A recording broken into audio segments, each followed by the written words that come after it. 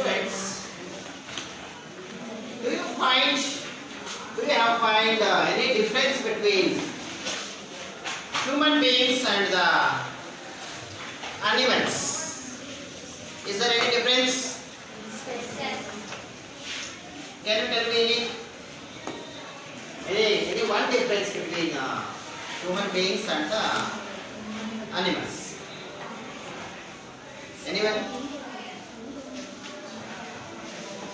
Human beings can talk and animals cannot talk.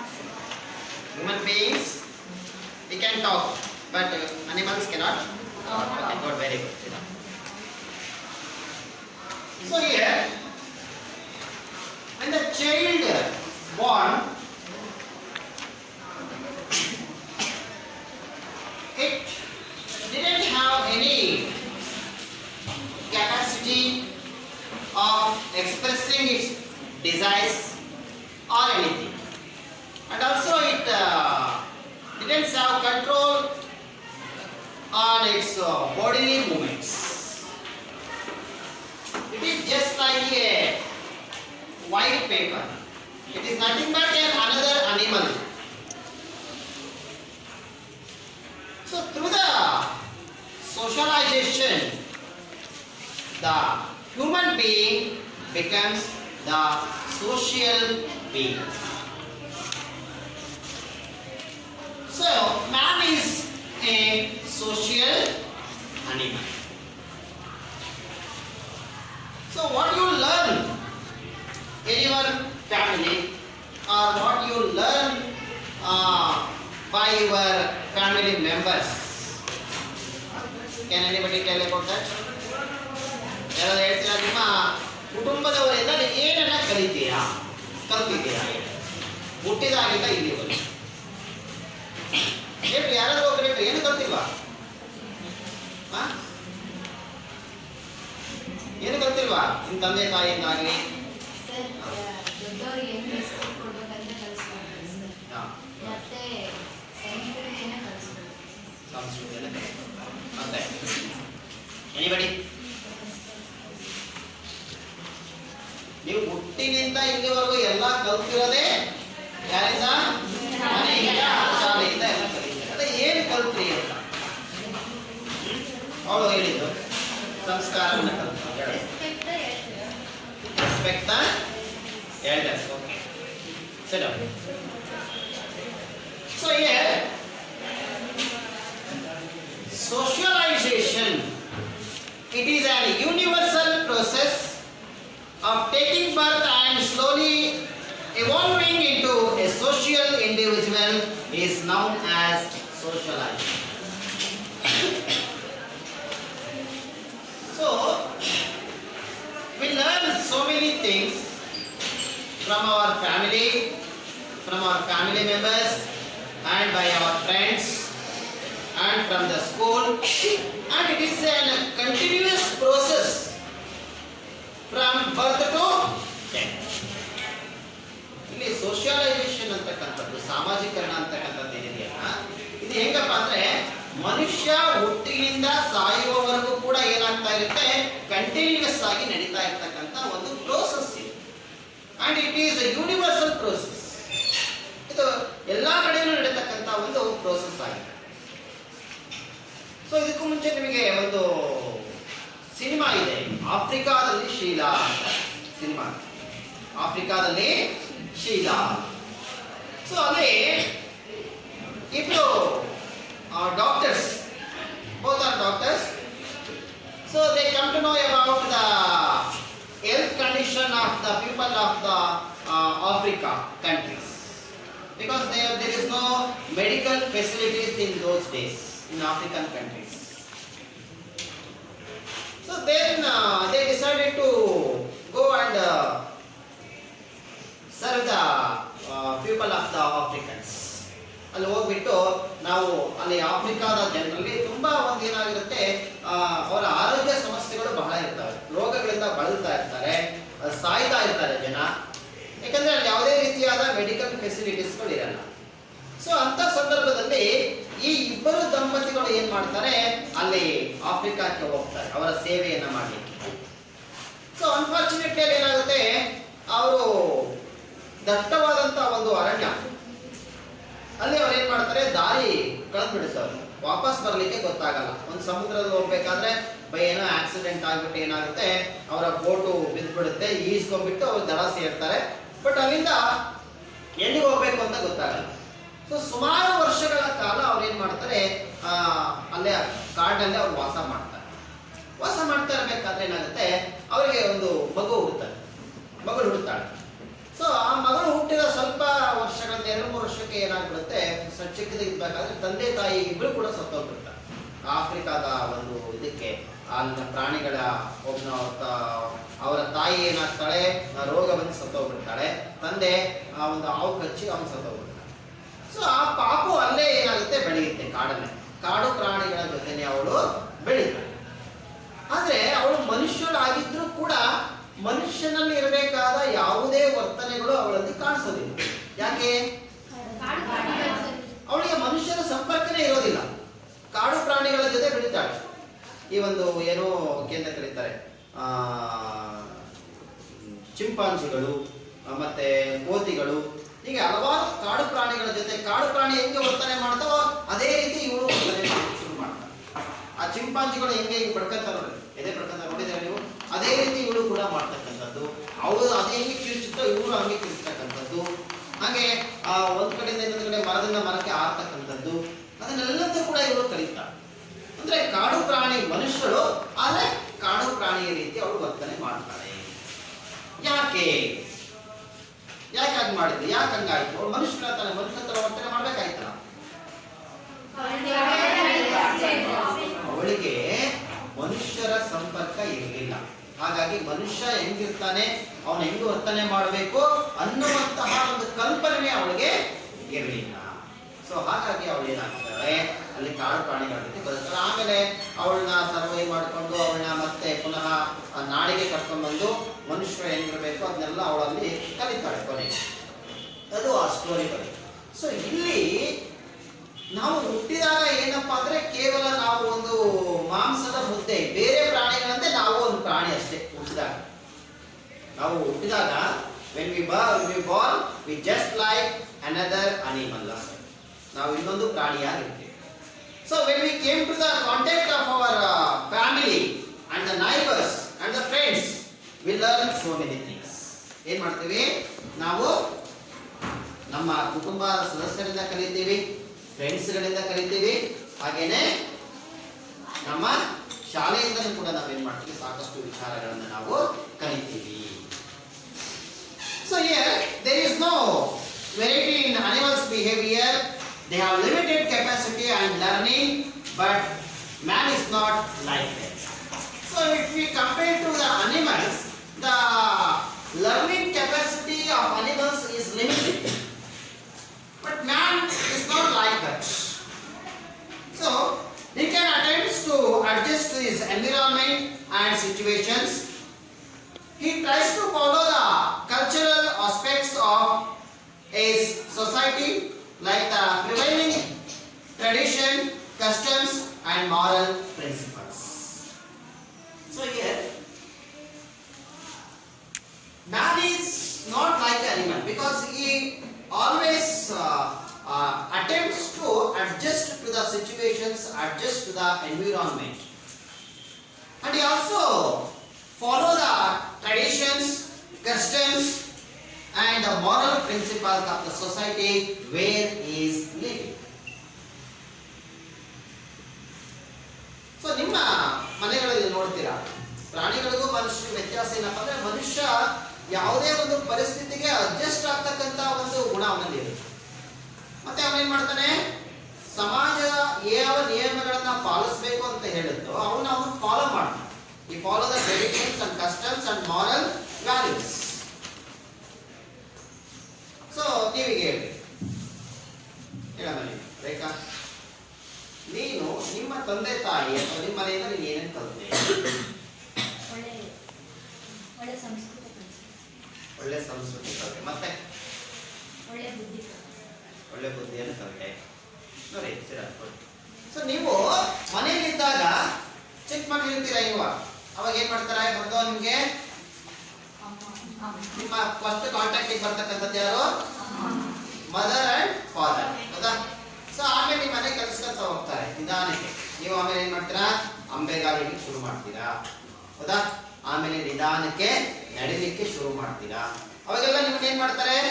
ಕೈ ಹಿಡ್ಕೊಂಡು first ನಡೆಸ್ತಾರೆ. ಆಮೇಲೆ ನಿಮಗೆ ಗೊತ್ತಿಲ್ಲ ಕೈ ಬಿಟ್ಬಿಡ್ತಾರೆ. ಹೌದಾ? ಅದು ಮುಂದೆ ಸ್ವಲ್ಪ ಮುಂದಕ್ಕೆ ಹೋಗಿ ಮತ್ತೆ ಅಲ್ಲಿ ಬೀಳುತ್ತೆ. ಹೌದಾ? ಆಮೇಲೆ ಮನೆಯಲ್ಲಿರ್ತಕ್ಕಂಥ ಅದರಲ್ಲೂ ಕೂಡ ಈ ಒಂದು ಏನು ಜಾಯಿಂಟ್ ಫ್ಯಾಮಿಲಿ ಇರ್ತಾರೆ. ಜಾಯಿಂಟ್ ಫ್ಯಾಮಿಲಿಯಲ್ಲಿ ಏನಾಗುತ್ತೆ? ತುಂಬಾ ಜನ ಇರ್ತಾರೆ. ಅಜ್ಜ, ಅಜ್ಜಿ, ದೊಡ್ಡಪ್ಪ, ಚಿಕ್ಕಮ್ಮ, ಚಿಕ್ಕಪ್ಪ ಇವರೆಲ್ಲರೂ ಇರ್ತಾರಲ್ಲ, ಅವರೆಲ್ಲರೂ ಕೂಡ ಏನ್ ಮಾಡ್ತಾರೆ? ಮನೆಯಲ್ಲಿ ಚಿಕ್ಕ ಮಕ್ಕಳು ಇದ್ರೆ ಅವ್ರನ್ನ ಎಲ್ಲರೂ ಕೂಡ ಎತ್ಕೊಂಡು ಒಬ್ಬೊಬ್ಬರನ್ನ ಕಲಿಸ್ತಾ ಹೋಗ್ತಾರೆ. ಮಗುಗೆ ಪರಿಚಯ ಮಾಡ್ತಾರೆ. ಇವರು ನಿಮ್ ಚಿಕ್ಕಮ್ಮ, ಇವರು ನಿಮ್ ಚಿಕ್ಕಪ್ಪ, ಅಪ್ಪ ಅನ್ನು, ಅಮ್ಮ ಅನ್ನು, ಚಿಕ್ಕಪ್ಪ ಅನ್ನು, ದೊಡ್ಡಪ್ಪ ಅನ್ನು, ಅಜ್ಜ ಅನ್ನು ಇದೆಲ್ಲ ಹೇಳ್ಕೊಡ್ತಾರಲ್ವಾ? ಹೇಳ್ಕೊಡ್ತಾರ ಇಲ್ಲ? ಆಮೇಲೆ ಇನ್ನೂ ಸ್ವಲ್ಪ ದೊಡ್ಡದಾದ್ಮೇಲೆ ಏನ್ ಮಾಡ್ತಾರೆ? ನಿಮಗೆ ಇನ್ನೂ ಸ್ವಲ್ಪ ದೊಡ್ಡದಾದ್ಮೇಲೆ ನಿಮಗೆ ಶಿಸ್ತನ್ನ ಕಲಿಸ್ಲಿಕ್ಕೆ ಶುರು ಮಾಡ್ತಾರೆ. ಹೌದಾ? ನೀವು ಬೆಳಗ್ಗೆ ಎದ್ದ ತಕ್ಷಣ ಬ್ರಷ್ ಮಾಡಬೇಕು, ಮುಖ ತೊಳ್ಕೋಬೇಕು, ದೇವರಿಗೆ ನಮಸ್ಕಾರ ಮಾಡಬೇಕು, ಆಮೇಲೆ ಟೀ ಕಾಫಿ ಕುಡಿಬೇಕು. ಇವನ್ನೆಲ್ಲವೂ ಕೂಡ ಕಲಿತಿರ್ತಾನೆ. ಹೇಳ್ಕೊಡ್ತಾರಲ್ಲ ಮನೆಯಲ್ಲಿ. ನೀವು ಚಿಕ್ಕವರಿದ್ದಾಗ ಇವನ್ನೆಲ್ಲ ಕಲಿಸ್ತಿರ್ತಾನೆ.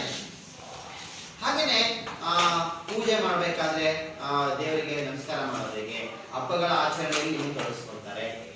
ಸೊ ಇವೆಲ್ಲದಿಂದ ಏನಾಗ್ತದಪ್ಪ ಅಂತಂದ್ರೆ ನಿಮ್ಮ ಒಂದು ವ್ಯಕ್ತಿತ್ವ ಬೆಳೀತಾ ಬರುತ್ತೆ. ನಿಮಗೆ ಗೊತ್ತಿದ್ದ ಹಾಗೆ ನೀವೇನ್ ಮಾಡ್ತೀರಾ? ಸಮಾಜ ಬಯಸುವಂತಹ ಟ್ರೆಡಿಷನ್ಸ್ ಗಳನ್ನ ನೀವು ಏನ್ ಮಾಡ್ತೀರಾ? ಬೆಳೆಸ್ಕೊಂತ ಬರ್ತೀರಾ. ಈಗ ಒಬ್ಬ 5ನೇ ಕ್ಲಾಸ್ ಓದ್ತಕ್ಕಂಥ ಮಗು ಅವನ ವಯಸ್ಸಿಗೆ ಅವನು ಏನೇನೆಲ್ಲ ಕಲಿಬೇಕೋ ಅದನ್ನ ಅವನು ಕಲಿಬೇಕು. ಹೌದಾ? ಹಾಗೇನೆ ಒಬ್ಬ ಹೈಸ್ಕೂಲ್ ಓದ್ತಕ್ಕಂತಹ ವಿದ್ಯಾರ್ಥಿ ಏನೇನೆಲ್ಲ ಕಲಿಬೇಕೋ ಅದನ್ನೆಲ್ಲವನ್ನು ಕೂಡ ಅವನು ಕಲ್ತಿರ್ಬೇಕು. ಈಗ ಹೈಸ್ಕೂಲ್ ಓದ್ತಾ ಇದ್ರು ಕೂಡ ಅವನು ಸಣ್ಣ ಹುಡುಗ ಆಡ್ದಂಗೆ ಆಡ್ತಾನೆ ಅಂತಂದ್ರೆ ಅವನು ಸರಿಯಾದ ರೀತಿ ಸೋಷಿಯಲೈಸೇಷನ್ ಆಗಿಲ್ಲ ಅಂತ ಅರ್ಥ. ಹೌದಾ? ಸೊ ಇದೆಲ್ಲ ನೋಡಿ, ಒಬ್ಬ ನೀವು ಕಂಪೇರ್ ಮಾಡ್ಕೋಬಹುದು. ಅಂದ್ರೆ ತಂದೆ ತಾಯಿ ಹಿಂದೆ ಬೆಳೀತಕ್ಕಂಥ ಮಕ್ಕಳಿದ್ದಾರೆ, ಅನಾಥಾಶ್ರಮಗಳಲ್ಲಿ ಬೆಳೀತಾ ಇರ್ತಾರೆ. ಅದೇ ಮನೆಯಲ್ಲಿ ಬೆಳೀತಕ್ಕಂಥ ತಂದೆ ತಾಯಿ ಜೊತೆ ಬೆಳೀತಕ್ಕಂಥ ಮಗುವನ್ನ ಕಂಪೇರ್ ಮಾಡ್ತಾರೆ. ಸೊ ಅವಾಗ ಏನಾಗುತ್ತೆ? ನಿಮಗೆ ಒಂದು ಬದಲಾವಣೆ ನಿಮಗೆ ಅಲ್ಲಿ ಕಾಣಿಸ್ಬೋದು. ಸೊ ಹಾಗಾದ್ರೆ ವಾಟ್ ಈಸ್ ಸೋಷಿಯಲೈಸೇಷನ್ ಅಂತ ನಾವು ಬಂದ್ರೆ, the learning which motivates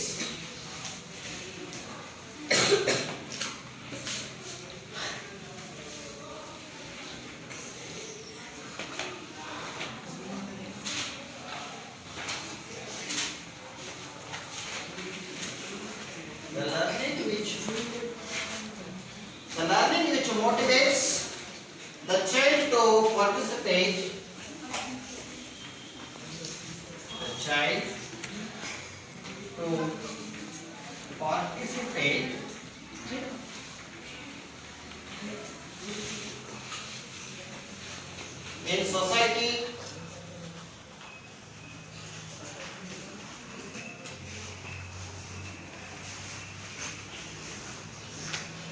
in society, and use its capability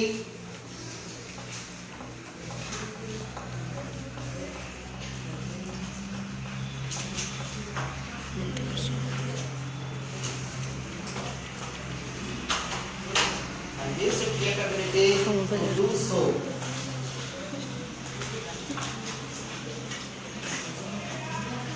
Is called socialization.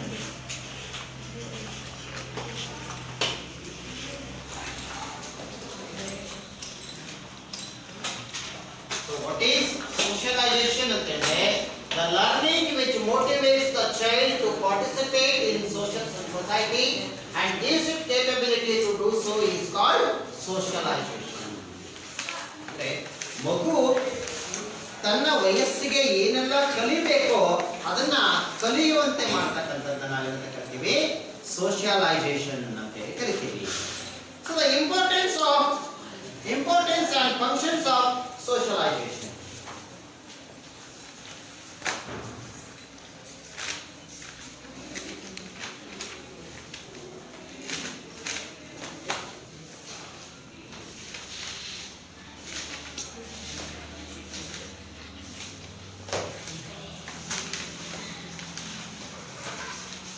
importance and functions of socialization. It makes man a member of a group. So socialization makes a man a member of a group. So you are all in the same age. So you have your thinkings and your attitudes and your behaviors are almost all same. ನೋಡಿ ನೀವೆಲ್ಲರೂ ಕೂಡ ಒಂದೇ age ಅವರು almost all, ಹೌದಾ? ನಿಮ್ಮ ಎಲ್ಲರ ಒಂದು ಯೋಚನೆಗಳಿರ್ಬೋದು, behaviours ಇವೆಲ್ಲವೂ ಕೂಡ ಹೆಚ್ಚು ಕಡಿಮೆ ಏನಾಗಿರುತ್ತೆ, ಒಂದೇ ರೀತಿಯಾಗಿ ಇರುತ್ತೆ. ನೋಡಿ ಇಲ್ಲಿ ಫಸ್ಟ್ ಪಾಯಿಂಟ್ ಏನ್ ಹೇಳ್ತಾರಲ್ಲಿ, it makes man a member of a group.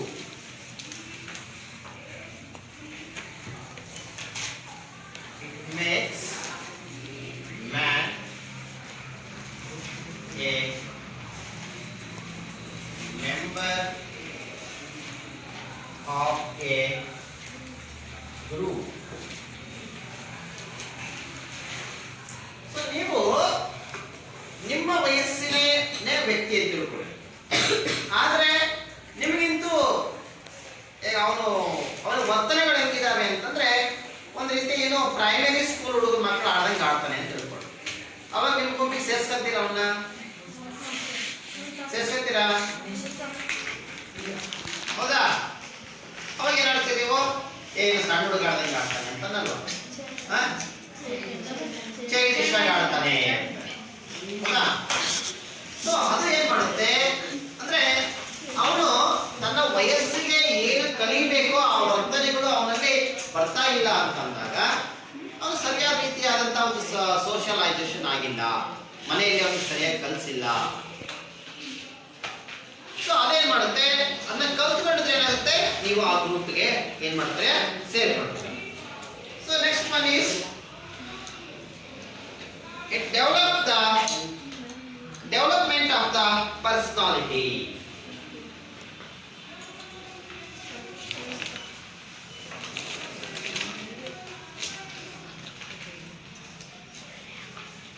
Development of the personality.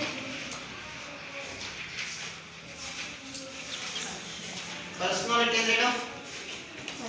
What is meant by personality? Body build ಮಾಡೋದು, ಅದು ಪರ್ಸನಾಲಿಟಿ ಆಗಲ್ಲ. ಅಲ್ಲ, ಪರ್ಸನಾಲಿಟಿ ಅಂದ್ರೆ ಏನಪ್ಪಾ ಅಂತಂದ್ರೆ ಒಳ್ಳೆಯ ವ್ಯಕ್ತಿತ್ವ ಅಂತ ಕರೀತೀವಿ. ಅಂದ್ರೆ ಸಮಾಜ ಬಯಸುವಂತಹ ವರ್ತನೆಗಳನ್ನ ಕಲಿಯುವಂಥದ್ದು. ಸಮಾಜ ನಮ್ಮಿಂದ ಏನ್ ಎಕ್ಸ್ಪೆಕ್ಟ್ ಮಾಡುತ್ತೆ, ಒಳ್ಳೆಯ ವರ್ತನೆಗಳನ್ನ ನಮ್ಗೆ ಎಕ್ಸ್ಪೆಕ್ಟ್ ಮಾಡುತ್ತೆ, ಹೌದಾ? ಒಬ್ಬ ಚಿಕ್ಕ ಹುಡುಗ ಹೆಂಗಿರ್ಬೇಕು, ಒಬ್ಬ ಮಧ್ಯ ವಯಸ್ಕ ಹೆಂಗಿರ್ಬೇಕು, ಹಾಗೇನೆ ಒಬ್ಬ ವಯಸ್ಸಾದಂತ ವ್ಯಕ್ತಿ ಹೆಂಗಿರ್ಬೇಕು. ಸೊ ಅದನ್ನ ಕಲಿಸ್ತಕ್ಕಂಥದ್ದು ಏನಪ್ಪಾ ಅಂದ್ರೆ ಅದನ್ನ ನಮ್ಮ ಹಂತಕ್ಕೆ ಆಯಾ ಹಂತಕ್ಕೆ ಸರಿಯಾಗಿ ನಮ್ಮ ವರ್ತನೆಗಳನ್ನ ರೂಢಿಸಿಕೊಳ್ಳುವಂತೆ ಮಾಡೋದೇನಪ್ಪ ಅಂದ್ರೆ ಸೋಷಿಯಲೈಸೇಷನ್. ಮನೆಯಲ್ಲಿ ನಿಮಗೆ ಚಿಕ್ಕವರಿದ್ದಾಗ ಏನ್ ಮಾಡ್ತಾರೆ, ಏನಾದ್ರು ತಪ್ಪು ಮಾಡಿದಾಗ ಒದೆ ಕೊಡ್ತಾರಲ್ವಾ, ಅದೇ ನೀವು ಸ್ವಲ್ಪ ದೊಡ್ಡವರಾದಾಗ ಏನ್ ಮಾಡ್ತಾರೆ, ತಿಳ್ಕಂತಾನೆ ಅಂತೇಳಿ ಮಾತಿನಲ್ಲಿ ಹೇಳ್ತಾರೆ, ಬೈದು ಹೇಳ್ತಾರೆ, ಹೌದಾ? ಸೊ ಹೀಗೆ ನಮ್ಮ ನಾವೆಲ್ಲೂ ಕೂಡ ದಾರಿ ತಪ್ಪದ ಹಾಗೆ ನಮ್ಮ ಪರ್ಸನಾಲಿಟಿಯನ್ನ ಡೆವಲಪ್ ಮಾಡ್ತಕ್ಕಂಥದ್ದು ಯಾವ್ದಪ್ಪ ಅಂದ್ರೆ ಅದು ಸೋಷಿಯಲೈಸೇಷನ್. ಸೋಷಿಯಲೈಸೇಷನ್ ಅಂದ್ರೆ ಇನ್ನೊಂದು ಅರ್ಥದಲ್ಲಿ ನಾವು ಹೇಳ್ಬೇಕಾದ್ರೆ ಅದನ್ನ ಡೆವಲಪ್ಮೆಂಟ್ ಆಫ್ ಪರ್ಸನಾಲಿಟಿ ಅಂತಾನೆ ಹೇಳ್ಬೇಕು. ನಮ್ಮನ್ನ ಸಮಾಜದ ಒಬ್ಬ ಉತ್ತಮ ನಾಗರಿಕನನ್ನಾಗಿ ಮಾಡ್ತಕ್ಕಂಥದ್ದೇ ಅದೇನಪ್ಪ ಅಂದ್ರೆ ಸೋಷಿಯಲೈಸೇಷನ್ ಅಂತ ಕರೀತಾರೆ. ಸೋಷಿಯಲೈಸೇಷನ್ ಅಂದ್ರೆ ಏನು, ಬೇರೆ ಏನು ಅರ್ಥ ಅದಕ್ಕೆಂದ್ರೆ ವಿಶಾಲವಾದ ಇದು ಇಲ್ಲ. ಏನಪ್ಪ ಅಂದ್ರೆ ವಯಸ್ಸಿಗೆ ತಕ್ಕಂತೆ ನಮ್ಮ ವರ್ತನೆಗಳನ್ನ ಕಲಿತಾ ಹೋಗ್ತಕ್ಕಂಥದ್ದನ್ನ ನಾವೆಂತ ಕರಿತೀವಿ, ಸೋಷಿಯಲೈಸೇಷನ್ ಅಂತ ಕರಿತೀವಿ. ಸೊ ನೆಕ್ಸ್ಟ್ ಬರ್ತಕ್ಕಂಥದ್ದು ಏನಪ್ಪಾ ಅಂತಂದ್ರೆ inculcate discipline in life. So it is very important to inculcate discipline in our life. Discipline ಇಲ್ಲ ಅಂತಂದ್ರೆ ನಮ್ಮ ಜೀವನ ಹೆಂಗಾಗ್ಬಿಡುತ್ತೆ, ಒಂದು ರೀತಿಯಾಗಿ ಸೂತ್ರ ಅರೆದ ಗಾಳಿಪಟ ಅಂತ ಕರಿತೀವಿ, ಹಂಗಾಗ್ಬಿಡುತ್ತೆ. ಡಿಸಿಪ್ಲಿನ್ ಇರಬೇಕು ನಿಮ್ಮಲ್ಲಿ ಫಸ್ಟ್. ಸೊ ಕೆಲವೊಂದು ಮನೆಗಳಲ್ಲಿ ನೋಡ್ತೀರಾ ಅತಿಯಾದ ಡಿಸಿಪ್ಲಿನ್ ಇರುತ್ತೆ ಕೆಲವೊಂದು ಮನೆಗಳಲ್ಲಿ. ನೀವು ಇದು ನೋಡಿದ್ದೀರಾ ಯಾವ್ದಂದ್ರೆ ಫಸ್ಟ್ ರ್ಯಾಂಕ್ ರಾಜು ಅಂತ ಒಂದು ಫಿಲಮ್ ನೋಡಿದ್ದೀರಾ? ಸೊ ಅದರಲ್ಲಿ ಅವನು ಬರೀ ಏನಪ್ಪ ಅಂದ್ರೆ 90%, 99% ಬರೀ ಓದೋದ್ರಲ್ಲಿ ಅಷ್ಟೇ ಅವನಿಗೆ ಮುಂದಿರ್ತಾನೆ. ಪ್ರತಿಯೊಂದರಲ್ಲೂ ಕೂಡ ಒಂದು ರ್ಯಾಂಕ್ ಬರ್ತಾ ಇರ್ತಾನೆ. ಆದ್ರೆ ಕಾಮನ್ ಸೆನ್ಸ್ ಇರೋದಿಲ್ಲ. ಅಂದ್ರೆ ಯಾರ ಜೊತೆ ಹೆಂಗ್ ಮಾತಾಡಬೇಕು, ಏನ್ ವಿಷಯ, ನನ್ನ ವಯಸ್ಸಿನ ತಕ್ಕ ನಾನು ಹೆಂಗಿರ್ಬೇಕು, ಆ ಒಂದು ವಿಷಯಗಳ ಜ್ಞಾನ ಕಡಿಮೆ ಇರುತ್ತೆ ಅವನು. ಪ್ರತಿಯೊಬ್ಬರು ಯಾರಾದ್ರೂ ಏನಾದ್ರು ಹೇಳಿದ ತಕ್ಷಣ ಅದು ಬರ್ಕೊಳಕ್ ಹೋಗ್ತಾನೆ. ಹೌದಾ? ಅಂದ್ರೆ ಅವನಿಗೆ ಜನರಲ್ ನಾಲೆಡ್ಜ್ ಇಲ್ಲ. ಜನರಲ್ ನಾಲೆಡ್ಜ್ ಅಂದ್ರೆ ಯಾರ ಜೊತೆ ಹೆಂಗ್ ಬರಬೇಕು, ಸಮಾಜದ ಜೊತೆ ಹೆಂಗ್ ಬರಬೇಕು, ಫ್ರೆಂಡ್ಸ್ ಜೊತೆ ಹೆಂಗಿರ್ಬೇಕು, ತಂದೆ ತಾಯಿ ಜೊತೆ ಹೆಂಗಿರ್ಬೇಕು, ಆ ನಾಲೆಡ್ಜ್ ಅವ್ರಿಗೆ ಏನಾಗಿರುತ್ತೆ ಕಡಿಮೆ ಇರುತ್ತೆ. ಸೊ ಇಲ್ಲಿ ಅತಿಯಾದ ಡಿಸಿಪ್ಲಿನ್ ಕೂಡ ಒಳ್ಳೇದಲ್ಲ, ಆ ಡಿಸಿಪ್ಲಿನ್ ಇಲ್ದಂಗೆ ಇರ್ತಕ್ಕಂಥದ್ದು ಕೂಡ ಒಳ್ಳೇದಲ್ಲ. ನೀವು ಬೆಳಗ್ಗೆ ಎದ್ಬಿಟ್ಟು ಏನ್ ಮಾಡ್ತೀರಾ?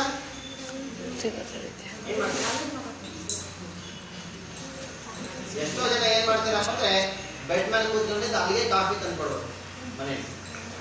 ಬೆಡ್ ಕಾಫಿ ಕುಡಿಯೋದು ಬಹಳ ಚೆನ್ನಾಗಿದೆ. ಹೌದಾ? ಅದು ಒಳ್ಳೆ ಡಿಸಿಪ್ಲಿನಾ? ಬೆಳಗ್ಗೆ ಎದ್ದ ತಕ್ಷಣ ಮುಖ ತೊಳ್ಕೊಂಡು ಬ್ರಷ್ ಮಾಡಿ ಮುಖ ತೊಳೆದು ಕಾಫಿ ಕುಡಿದು ಮತ್ತೆ ಪ್ರತಿದಿನ ಸ್ನಾನ ಮಾಡ್ತಕ್ಕಂಥದ್ದು. ಹಾಗೇನೆ ಒಂದು ಟೈಮ್ ಟೇಬಲ್ ಅನ್ನ ನೀವು ಮಾಡ್ಕೋಬೇಕು. ಎಷ್ಟು ಗಂಟೆಗೆ ಓದಬೇಕು, ಎಷ್ಟು ಗಂಟೆಗೆ ಮಲಗಬೇಕು, ಎಷ್ಟು ಗಂಟೆಗೆ ಏಳಬೇಕು, ಮನೋರಂಜನೆಗೆ ಎಷ್ಟು ಟೈಮು, ಆಟಕ್ಕೆ ಎಷ್ಟು ಟೈಮು, ಎಲ್ಲದನ್ನೂ ಕೂಡ ಮಾಡಿದಾಗ ಏನಾಗಿರುತ್ತೆ, ಅದು ಡಿಸಿಪ್ಲಿನ್ ಆಗಿರುತ್ತೆ. ನಿಮ್ಮ ಬಟ್ಟೆಯನ್ನ ನೀವೇ ತೊಳ್ಕೊಳ್ತಕ್ಕಂಥದ್ದು. ಸೊ ಇವೆಲ್ಲವನ್ನೂ ಕೂಡ ನೀವೇನು ಮಾಡಬೇಕು, ಕಲ್ತ್ರೆ ನಿಮ್ಮ ಇದನ್ನ ಎಷ್ಟೋ ಮನೆಗಳಲ್ಲಿ ಕಲಿಸ್ತಾರೆ ಇವನ್ನೆಲ್ಲ. ಎಷ್ಟೋ ಮನೆಗಳಲ್ಲಿ ಮಕ್ಕಳಿಗೆ ಇವನ್ನೆಲ್ಲನೂ ಕಲಿಸ್ತಾರೆ. ಅವರವರ ಕೆಲಸಗಳನ್ನ ಅವರವರೇ ಮಾಡ್ಕೋಬೇಕು ಅಂತಕ್ಕಂಥದ್ದು. ಅದರಲ್ಲೂ ನೀವು ಬಹಳ ಜನ ಇದರಲ್ಲಿ ಹಾಸ್ಟೆಲ್ ಇರ್ತಕ್ಕಂಥವ್ರು ಯಾರಾದ್ರೂ ಹೇಳ್ತೀರಾ ನಿಮ್ಮ ಜೀವನ ನೀವು ಮನೆಯಲ್ಲಿದ್ದಾಗಲೂ ಈಗಲೂ ಏನ್ ವ್ಯತ್ಯಾಸ ಆಗಿದೆ ಅಂತ? ನೀವು ಮನೆಯಲ್ಲಿದ್ದಾಗ ಹೆಂಗಿದ್ರಿ, ಹಾಸ್ಟೆಲ್ ಬಂದಾಗ ನಿಮ್ಮ ಜೀವನ ಹೆಂಗ್ ಚೇಂಜ್ ಆಗಿದೆ ಹೇಳಿ ನೋಡೋಣ. ಯಾರಾದ್ರೂ ಹೇಳ್ರಿ ವಾಯ್ಸ್ ಏನ್ ಚೇಂಜ್ ಆಗಿದೆ ನಿಮ್ಮ ಜೀವನದಲ್ಲಿ? ಸರ್ ನಾನು ಇಲ್ಲಿ ಬಂದ್ಮೇಲೆ ಇದನ್ನು ಕಲ್ತಿದ್ದೀನಿ, ಹಾಸ್ಟೆಲ್ ಬಂದ್ಮೇಲೆ ಇದನ್ನು ಕಲ್ತಿದ್ದೀನಿ ಸರ್. ಏನ್ ಕಲ್ತೀರಾ? ಹಾಸ್ಟೆಲ್ ಬಂದ್ಮೇಲೆ ಏನ್ ಮಾಡಿದಿರಾ? ನಿಮ್ ರೂಮ್ ಅನ್ನ ನೀವೇ ಕ್ಲೀನ್ ಮಾಡ್ಕೊತೀರಾ. ಹೌದಾ? ನಿಮ್ಮ ಬಟ್ಟೆಗಳನ್ನ ನೀವೇ ತೊಳ್ಕೊಡ್ತೀರಾ. ನೀವು ಊಟ ಮಾಡಿದ ತಕ್ಷಣ ನೀವೇ ತೊಳ್ತೀರಾ. ಹೌದಾ? ಮತ್ತೆ ಜೊತೆಗೆ ಎಲ್ಲ ಫ್ರೆಂಡ್ಸ್ ಹತ್ರ ಬೆರೀತೀರಾ. ಹೌದಾ? ನೀವೆಲ್ಲ ಇರ್ತೀರಂದ್ರೆ ನಿಮ್ ರೂಮ್ನಾಗ ಯಾರು ಇರೋದೇ ಇಲ್ಲ ನೀವು. ಹೌದಾ? ಆ ರೂಮ್ನಾಗ ಒಬ್ರು ಹೋಗ್ತೀರಾ, ಈ ರೂಮ್ನಾಗ ಒಬ್ರು ಹೋಗ್ತೀರಾ, ಅವ್ರನ್ನ ಮಾತಾಡಿಸ್ತೀರಾ, ಇವ್ರನ್ನ ಮಾತಾಡಿಸ್ತೀರಾ. ಹೌದಾ? ಸೊ ಇದೆಲ್ಲದೂ ಕೂಡ ಏನಪ್ಪಾ ಅಂದ್ರೆ ಅವರಿಂದ ಏನಾದ್ರೂ ಕಲಿತೀರಾ, ನೀವು ಕಲಿತಿರ್ತಾನೆ. ಒಬ್ಬೊಬ್ಬರಿಂದ ಒಂದೊಂದು ಏನಾದ್ರೂ ಕಲಿತಾರೆ. ಪಾಸಿಟಿವ್ ಆಗಿರ್ಬೋದು, ನೆಗೆಟಿವ್ ಆಗಿರ್ಬೋದು. ಅದೇನ್ ಮಾಡ್ತೀರಾ? ಕಲಿತಾ ಹೋಗ್ತೀರಾ. ಸಾಯಂಕಾಲ ಟೈಮ್ ಸಿಕ್ಕಾಗ ಆಟ ಆಡ್ತೀರಾ ಹುಡುಗರೆಲ್ಲರೂ ಸೇರಿ. ಹೌದಾ? ಬೇರೆ ಬೇರೆ ರೀತಿಯ ಆಟಗಳನ್ನ ಆಡ್ತೀರಾ. ಸೊ ಇದೆಲ್ಲ ಏನಪ್ಪಾ ಅಂತಂದ್ರೆ ಇದೆಲ್ಲದೂ ಕೂಡ ಸೋಷಿಯಲೈಸೇಷನ್.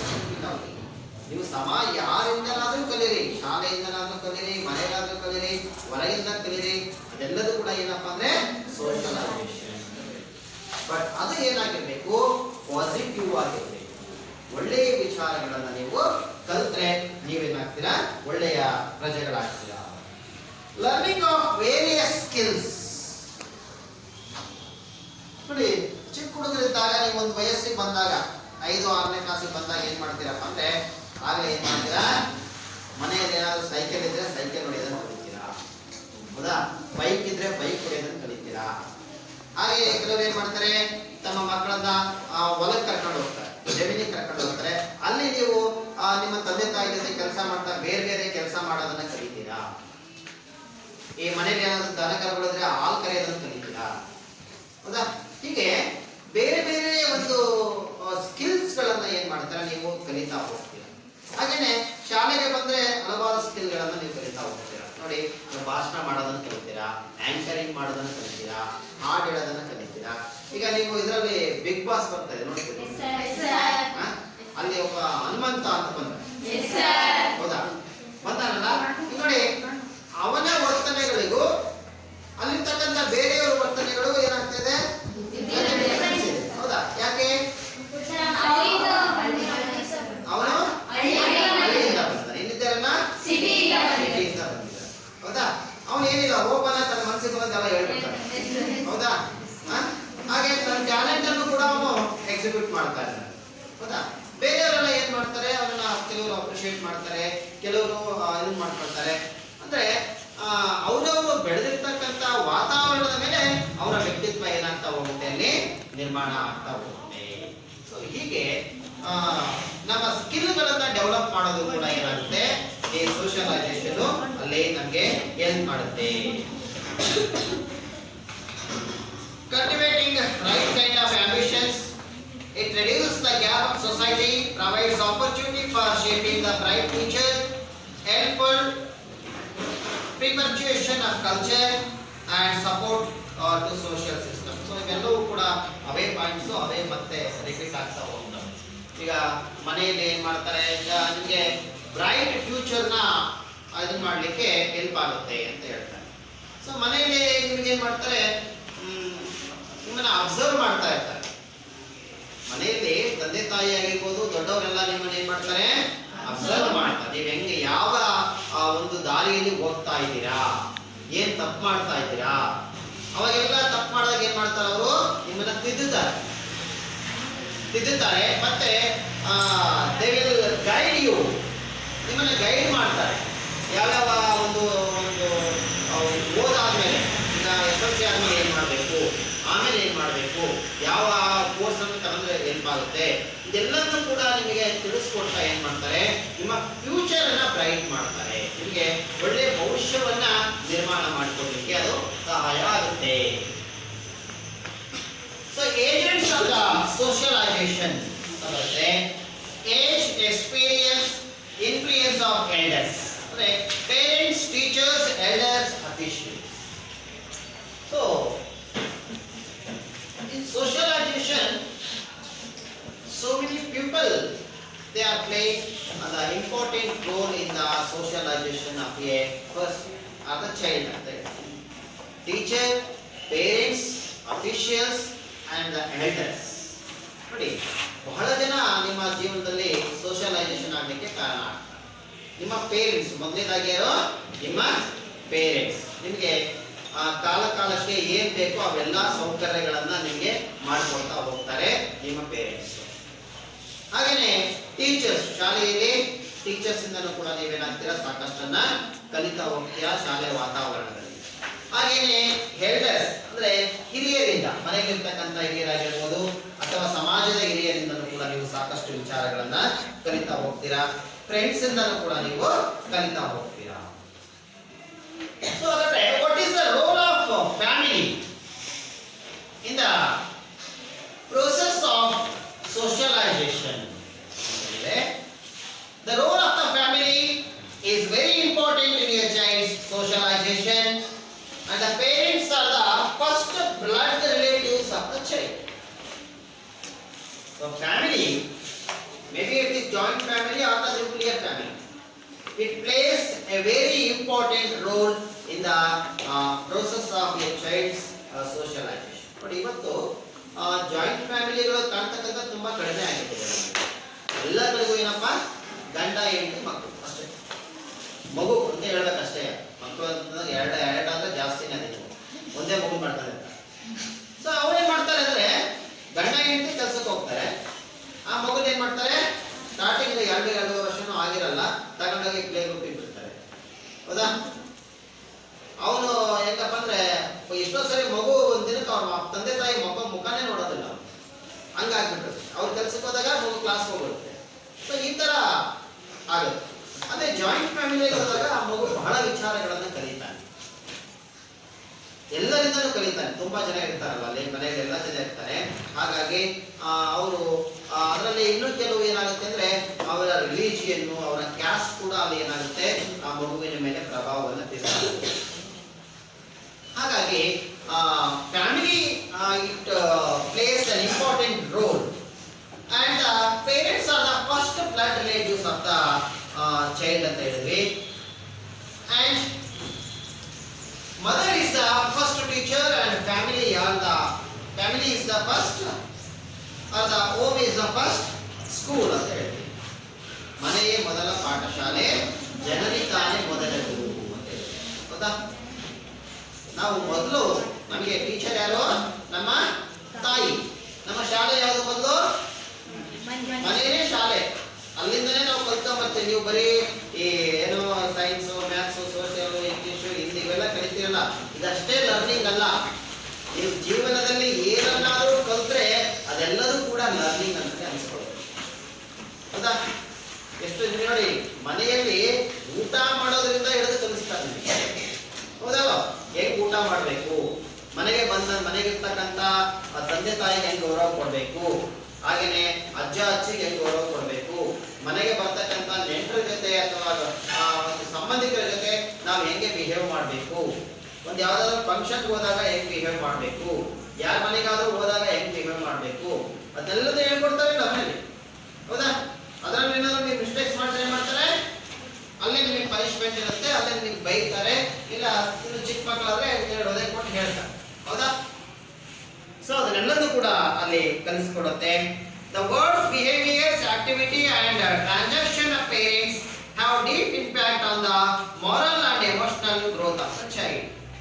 ಈ ಒಂದು ಮಗುವಿನ ಎಮೋಷನಲ್ ಗ್ರೋತ್ ಅಲ್ಲಿ ಮತ್ತೆ ಅವರ ಮಾರಲ್ ಗ್ರೋತ್ ಅಲ್ಲಿ ತಂದೆ ತಾಯಿಗಳ ಒಂದು ಅವರ ಮಾಡ್ತಕ್ಕಂಥ ಮಾತುಗಳು, ಅವರ ಬಿಹೇವಿಯರ್ಸ್ ಅವೆಲ್ಲವೂ ಕೂಡ ಏನ್ ಮಾಡ್ತವೆ, ಪರಿಣಾಮವನ್ನು ಬೀರ್ತವೆ. Love, affection, trust, patience, kindness, cooperation and other values that the child is going to learn in the family. ನೋಡಿ, love, affection, trust, patience, kindness, cooperation. So these are the moral values. They were learned by the child in the family. The price of parents stimulates and encourages its activity. When child errs, punishment by the parents brings it back into the right path. Okay.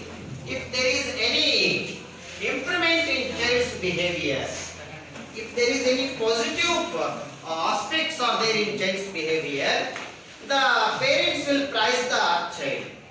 If it makes any achievements in the school, then the parents will praise the child. ನೋಡಿ, ಮಗು ಏನಾದರೂ ಸಾಧನೆಯನ್ನ ಮಾಡಿದಾಗ ಅವಾಗ ಏನ್ ಮಾಡ್ತಾರೆ, ಪೇರೆಂಟ್ಸ್ಗಳು ಮಗುವನ್ನ appreciate ಮಾಡ್ತಾರೆ.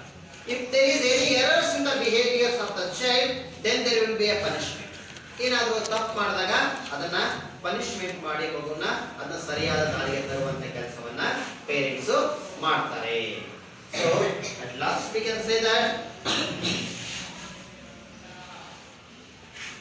the minds of the children which are like small buds, blossom fresh and fragranced under the influence of socialization. ಅಂದ್ರೆ ಮಗುವಿನ ಮನಸ್ಸು ಹೆಂಗಪ್ಪ ಅಂದ್ರೆ ಒಂದು ಮೊಗ್ಗಾಗಿರ್ತಕ್ಕಂಥ ಹೂವಿನ ತರ ಇರ್ತದೆ. ಸೊ ಆ ಹೂವು ಅರಳಿ ಸುವಾಸನೆಯನ್ನಾಗಿ ಬೀರೋ ಹಾಗೆ ಮಾಡ್ತಕ್ಕಂಥದ್ದು ಯಾವ್ದಪ್ಪ ಅಂದ್ರೆ ಅದು ಸೋಷಿಯಲೈಸೇಷನ್ ಅಂತ ಹೇಳಿ ಕರಿತೀವಿ. So this is all about today's class about socialization. In the next class I will continue about the things of the agents of the socialization. Okay, thank you.